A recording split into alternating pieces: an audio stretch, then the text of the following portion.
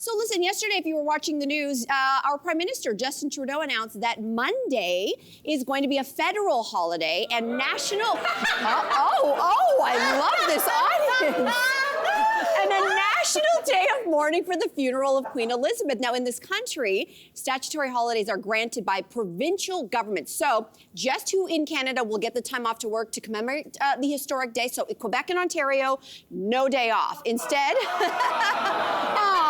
now we're sad. Okay. Instead, opting for a day of mourning and commemoration. Now, East Coast provinces, you're going to have a one-time holiday come Monday. So, congratulations, I guess, to you, maybe. In BC, schools and most Crown corporations will be closed to honor the occasion. So it looks like the province's territory is not necessarily aligned on this decision. So, ladies, what's your take on this? Should it be across the board? Should it not be? Or are provinces doing it right and making decisions for themselves? Across the board. So let me just put this into perspective for across the board, because the cost is estimated to the economy of an extra statutory holiday somewhere between $2 billion and $4 billion. So just consider that for a moment. That would be across the country. Okay. Listen, I can think of a million different reasons to have a day off. But I could think of a National Mental Health Day would do us a lot of good. Yes. I can say maybe a national day to reconsider capitalism. Maybe there's a day for that. Oh, wow. A national day to reflect on the legacy and impact of colonialism. Yes. All of these would be important days, learning days. For me, the Queen's death is not one of them, but I get how complicated this is. I get our country's relationship to the Queen. I get the complicated position that our Prime Minister is in right now. The thing is that, like, it's not to say, we've talked about it on the show, I feel like the Queen, I don't know her personally. I don't think most of us didn't. I get that for many people, this is an emotional time, because I think, though, if you really ask yourself, some of it's wrapped up in their own personal nostalgia. I hear people often talking about, she reminds me of my grandmother, or I grew up with her, or some kind of... Which is fair. Which is fair. Another part of it, I think, is stoked by shows like The Crown and Hollywood and this kind of dramatic... We've all fallen guilty into falling into that. That show, The Crown, really, really elevates her story and makes it completely... I'm not saying it's not based in truth, but I'm just saying we need to really take a step back and remember what the monarchy is, what it has done, and what it has stood for above all of the pomp and circumstance, okay? Can we agree to do this? Nicely said, Cynthia Loyst. You know what's interesting is that, like, I totally agree with you, like, such great points. And even if there are people who can argue that it stood for good, you know, the word service has been thrown around a lot recently, because they say that her Majesty dedicated her life to service and to helping people. And I get that. But it is a public holiday in the UK, and it means that a lot of services aren't available, including food banks. Now, this is an outrage in England. Right. It is an outrage because we are in a cost of living crisis right now. Yeah. You've heard the headlines, right? Things are so expensive. Families are struggling. And so families do need the food bank. And the food bank is closing on Monday because of this funeral. Now, it's over in England, so you can almost like justify that. So my thing about Canada, bringing it back here is, like you said, would I like a day off on Monday? Sure. Yes.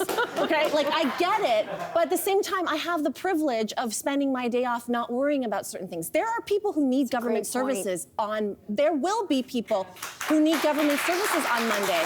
From renewing their licenses to trying to get passports for travel to whatever.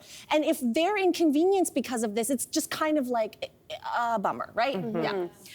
I guess the question is, I think we had a similar debate when we were trying to determine if November 11th, Remembrance Day, should be a holiday, which is going to be this year, if I understand correctly. Yeah. And so, to me, the question becomes, what does that day then get used for? So clearly, we're not getting the day off in this province. If you are in that province, you know, what will you do with that day?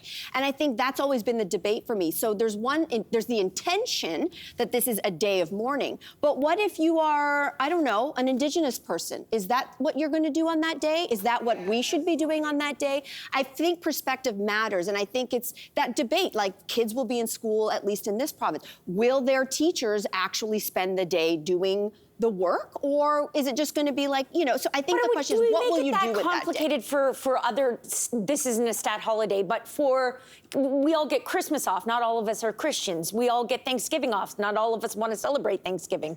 Like, isn't it, like, I just keep going back, just give us a day off. Like, I don't care. I don't care what you do, how you spend that time, just give me a day off. $2 to $4 billion, that's a big window too.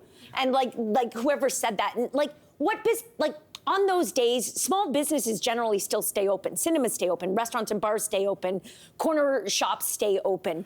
And I think the businesses like that $2 to $4 billion are the big businesses that are like, no, we can't do this because we're gonna lose, a drop in the bucket of our profits. I could be reading that wrong because I'm not an economist, believe it or not. But I'm curious to see what happens on Monday. There might be some businesses that say, maybe we should have closed because we didn't serve a single meal, or we didn't sell a single ticket because everyone's going to be preoccupied, or it could go the other way. Maybe no one's gonna care. I don't know. I want to say, very just to close this out, apparently there was a poll that was done, and most Canadians, the majority of Canadians, are apparently quote unquote indifferent to the British monarchy and untouched by the Queen's death.